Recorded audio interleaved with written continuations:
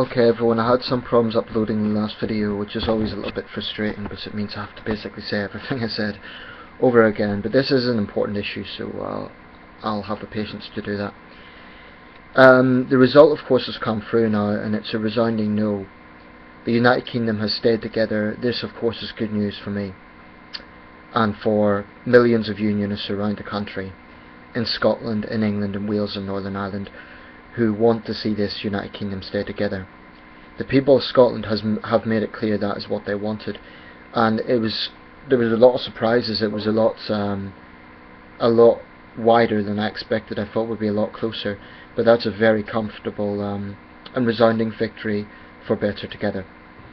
Now, of course, I'm very happy about this, but on this day, I don't think it would be right or practical to gloat about it.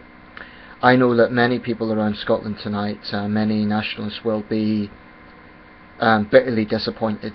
They'll be upset. There'll be an emotional pain in some cases. So I don't want to take anything. I don't want to take an approach of gloating about it, because if the situation was reversed and the United Kingdom had broken up and they were gloating about it, I wouldn't like it. So it's what we need to do now as unionists is try to reach out to them. Our campaign was called Better Together. It's all about unity, and despite what the Yes people said, it was our campaign that was positive. It was about being together. It was about unity. On the plus side of this referendum, although I admit there's been times when I wanted it to be over and done with, one very good thing about this referendum, and I think every politician agrees on this, is that it has been great for democracy, in the sense that turnout has been phenomenal. As much as 90% in some places in Scotland. Places like Clackmannanshire, very, very, very high turnout, so that's great. Actually, Clackmannanshire, which is a small county, was the first to go for no. But Glasgow is a big loss, and that's something we as unionists need to take seriously. So clearly work still needs to be done in places like Glasgow. If people are going to feel isolated, if they feel they're not part of the United Kingdom, then we need to reach out to them. Especially in a big place like Glasgow. It's the United Kingdom's third city. It's Scotland's largest city, so that is, I am sad that we lost Glasgow, but I'm happy that Scotland as a whole went for no.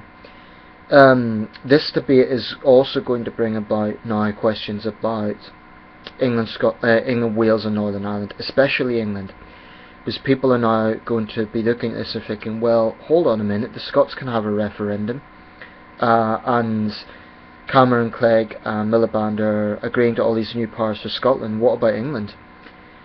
For a long time, there's been different sort of sentiments in Scotland and England regarding how devolution is perceived. In Scotland, there was an overriding. There was all these sort of trends done last night on BBC, showing sort of how opinions have changed in terms of does Scotland get enough money? Does it get too little? Is it about right? Almost universally, the opinions in Scotland and England were different on those things.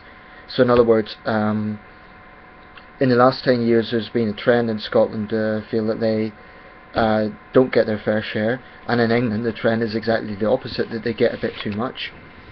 Bear in mind, Scotland has a population of 5.2 million, England has 53.9 million. I've said before that one reason I think why people get confused between England and the UK is because, our international friends, is because England is by far the most populous and geographically largest part of the country. I do believe we're moving now towards a federal system. What I would say to yes people, I know you're disappointed, that you might be angry, but just because it went for no and Scotland staying in the UK doesn't mean changes are going to happen. I think Devo Max will happen now, which should have been an option in the first place. There's going to be much further devolution. We're going to get more federalised. I think London will still remain the United Kingdom capital. Personally, I've not got a problem with that, because it's the biggest city, it's one of our oldest cities, it's got a very central role in British history, so I don't have a problem with London being the United Kingdom capital. However, for people in England, I do think that there's going to be calls now for English devolution regionally. I think possibly the reason that didn't work last time, this was tried about 10 years ago, is because there was proposals, unless I'm mistaken, for the regional representation to be in cities like Durham rather than Newcastle, which is a big city. It would be the natural centre for the trial region, which was the North East, where I live. Again, I don't have a problem with that. If there was to be a new English Parliament, it's hard to imagine it being in London, or if it was, I think that would be controversial for people in the north. If it was in a northern city, that would be controversial for people in the south. So it seems that the fairest and most logical solution to that would be a new English Parliament in somewhere like, I would propose Nottingham. Nottingham is a very old city. It's got a long history, but it's also a big city. It's a vibrant city, and critically, it's a Midland city. It's not north, it's not south. I suppose Birmingham could also make this case. Birmingham's the second city after all, and Birmingham could also make the case, but it doesn't have as long a history as Nottingham. So if there was an English Parliament, I would have thought that Nottingham would be an ideal choice. But again, it's for English people to decide, just as in Scotland it was for the Scots to decide. Because an English Parliament wouldn't be about independence, so that would be specifically for the English. Although I hope what doesn't happen is, I hope there won't be further nationalism in the home nations. I don't want to see, just as I didn't want to see the United Kingdom break up, I don't want a situation where the sense of national identity gets to a point whereby, for example, I'm seen as an outsider because I'm Northern Irish and I've grown up in England. I don't want English nationals to start taking the same approach as some Scottish nationals did, which was very divisive, aggressive and unpleasant. England's the only part of the UK that doesn't have its own parliamentary representation in terms of having its own parliament, so maybe it is time for England to get that. But the United Kingdom must endure. That is what this message sent out from Scotland last night, that we are one country. The United Kingdom must endure. Across the world there's other great nations that have a form of federalism, but they're still a united nation. And I believe the same situation should stay here. I'd just like to give a quick thanks to people in Better Together in Scotland. I was only up there one day. I know people were campaigning tirelessly, so I'd like to thank them for all their hard work.